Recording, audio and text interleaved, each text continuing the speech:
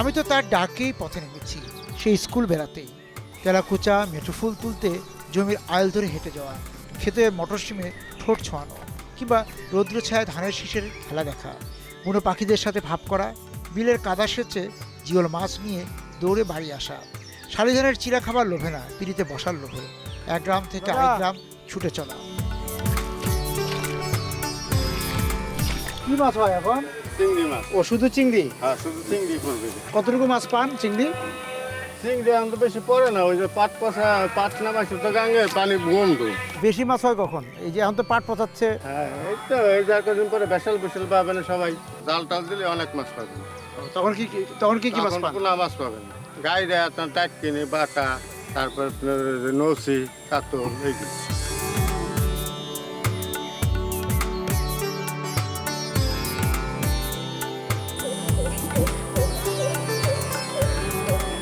তারপর বাসাকে দিকে। আচ্ছা, এই যে এই কুমার নদ, হ্যাঁ, এই কুমার নদকে আপনারা কিরকম দেখেছেন? কুমার নদটাকে অনেক বড় দেখছি, নৌকা বাইচ হইতো, আমরা দেখতাম। এবং এই যে ব্রিজটা ওইখানে সুজনবাদিয়ার ঘাট, বিভিন্ন জায়গাতে নৌকা আসতো, মাল বোঝাই, এখান থেকে মাল নেওয়া আনা করতো, পাল তোলা নৌকা, মানে গুণ টানতো, মনে আছে অনেক স্রোত হইতো। আর এমনি সুজনবাদিয়ার ঘাট নামটা হলো কিভাবে? এটা ওই নদীর ওপারে অনেক বেদে বহর ছিল, আচ্ছা। অনেক নৌকায়, ওরা নৌকায় বসবাস করতো। ওই জন্য ওই কবি জসিমউদ্দিন সুজনবাদিয়ার ঘাট দিছিল। ওই ঘাটটার নাম দিয়েছিল সুজনবাদিয়ার ঘাট।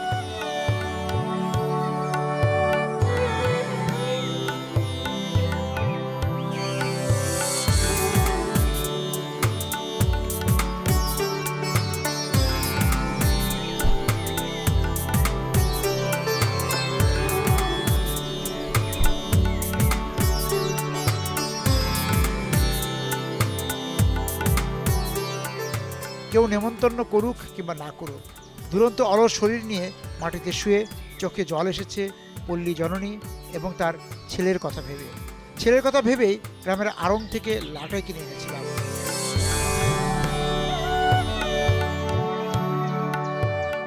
গ্রামের ঘরে ঘরে কত আসমানিকে আমার দেখা। সুজনবাদিয়ার ঘাটে প্রেমিক প্রেমিকাদের কি এখনো হয় শুভ দৃষ্টি বিনিময়? ডালিম আছে, স্মৃতিতে আছেন মেঘ রং শাড়ি পরা, বাঁশবাগানে দাঁড়িয়ে থাকা দাদি, তাদের কথা ছড়িয়ে আছে কোন নকশি কাঁথার মাঠে।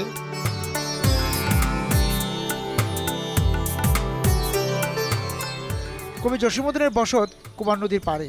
তার ভিটে থেকে বের হতেই দেখা পাই বাউল গানের এক দলের সঙ্গে। ফরিদপুরের বাউল শিল্পীদের মধ্যে লালনের যেমন প্রভাব আছে, তেমনি বাউল ঘরানার অন্যান্য সাধকদের গানের চর্চাও হয় কুমার নদের পাড়ে। এই মানুষ বুঝলে শোনা মানুষ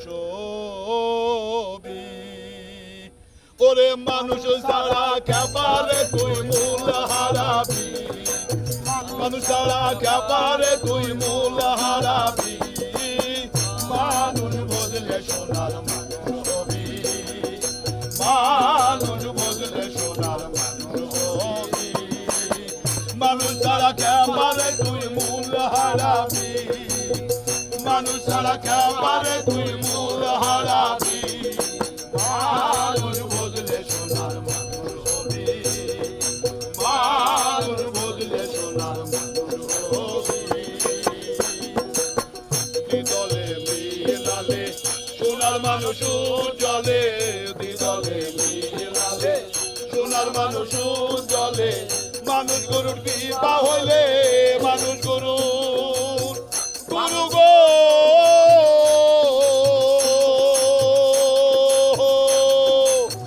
মানুষ গরুর বিবাহ হইলে জানতে পাবি, ও তুই জানতে পাবি, মানুষ বুঝলে সোনার মানুষ হবি, মানুষ বুঝলে সোনার মানুষ হবি। গাছে যেমন আলোক লতা, এই মানুষে মানুষ গাথা, গাছে যেমন আলোক লতা, জেনে শুনে মুড়াও মাথা, জেনে শুনে জেনে শুনে মুড়াও মাথা, যাতে তোরবি, ও তুই যাতে তোরবি, মানুষ বুঝলে সোনার মানুষ হবি, মানুষ বুঝলে সোনার মানুষ হবি। ছবি। জয় গুরু, জয় গুরু। আমরা লালনের গান শুনলাম যে মানুষ হওয়ার।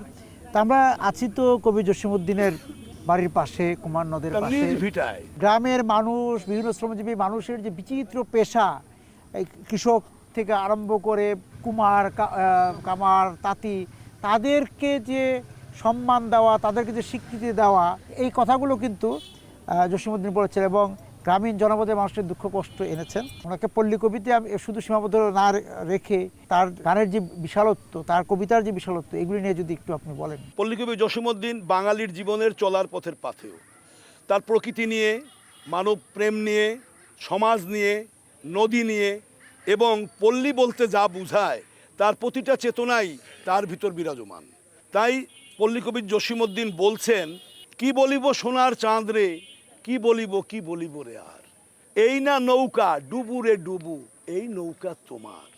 তাহলে এই দেহটাকে সে কোথায় বিশ্লেষণ করছে আমাদের জসিমউদ্দিন? এই জসিমউদ্দিনের এই যে ভাববাণীটা, তুই যে আমার মাথার বেনি, সে তুইটা কে?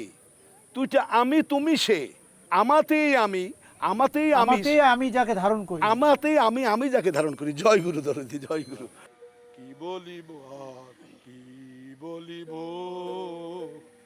সোনারে চাঁদ রে কি বলিব রে আর, কি বলিব রে আর, এই যে নৌকা ডুবু ডুবু, এই যে নৌকা ডুবু ডুবু, এই নৌকা তোমার দয়াল, কি বলিব রে আর, কি বলিব সোনার চাঁদ রে, কি বলিব রে আর,